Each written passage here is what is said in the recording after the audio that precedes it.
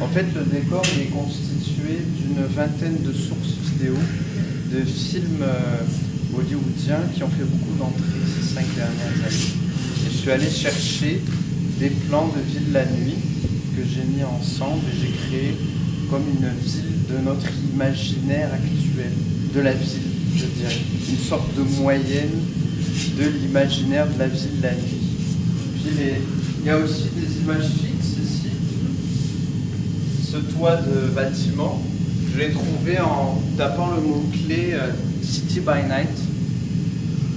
Voilà, c'est une des premières occurrences qui est sortie quand j'ai fait la recherche.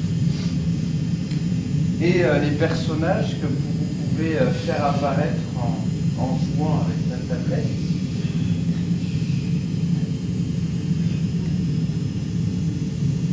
Avant, j'aimerais quand même vous dire aussi ma démarche en général, c'est je m'intéresse au rapport qu'on a aux images et le rapport qu'on a aussi avec les interfaces, les appareils qui nous permettent d'accéder aux images.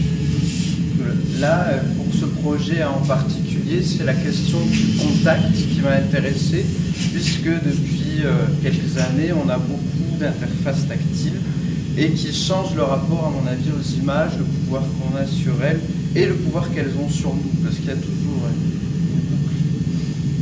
Et donc là, j'ai imaginé une scène, une situation de deux personnages qui, dans ce monde-là, donc là, c'est mon petit scénario personnel, mais vous direz sans doute autre chose, ils sont des gens qui font du cirque, des sortes d'acrobates, qui jouent avec le contact, justement, parce que dans ce monde-là, si on perd le contact, on disparaît, on se fond dans le décor.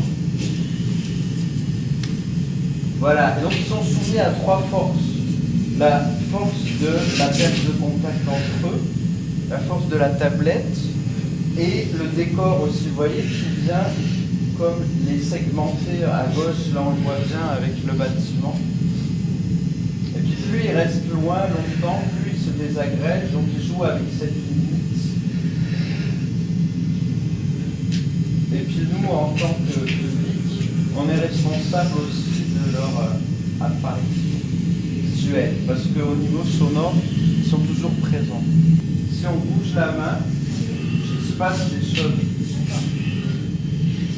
Ça m'intéressait aussi de détourner un objet tactile comme ça, qui est une interface très quotidienne, et de le rendre, on va dire, moins intuitif, qu'on soit obligé d'aller chercher un petit peu comment faire apparaître, et puis que ça soit toujours instable.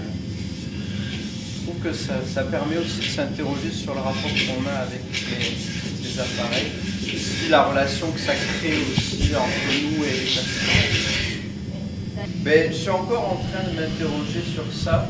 Je pense que j'ai pas envie qu'on puisse les faire se déplacer dans l'espace, parce que là on tomberait trop dans les jeux vidéo, justement, un corps marionnettique qu'on peut déplacer à notre guise, et c'est pas vraiment l'objectif.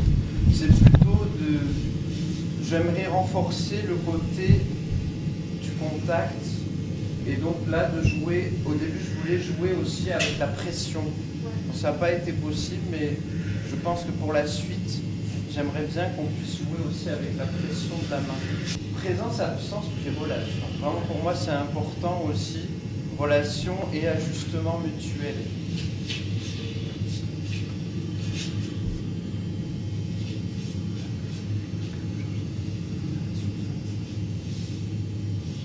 Il y a aussi des mises en abîme de la ville, puisque j'ai rajouté des projections de ville sur la représentation de la ville. Ça, c'est aussi des plans. Là, par exemple, je crois que c'est un des films de James Bond, je ne sais plus lequel. Ici, c'est une série qui s'appelle Extant. Il y a une ville imaginaire, c'est Gotham City, qui est ici. En haut, là, c'est, si je me souviens bien, c'est Shanghai. Là-bas, c'est San Francisco, là, c'est Londres. Et à chaque fois, c'est... Shanghai, c'est aussi dans un James Bond. Gotham City, bien sûr, dans Batman. Là, le pont, c'est le pont de San Francisco, c'est aussi dans Spider-Man. C'est dans Spider-Man. Là, c'est Tokyo avec...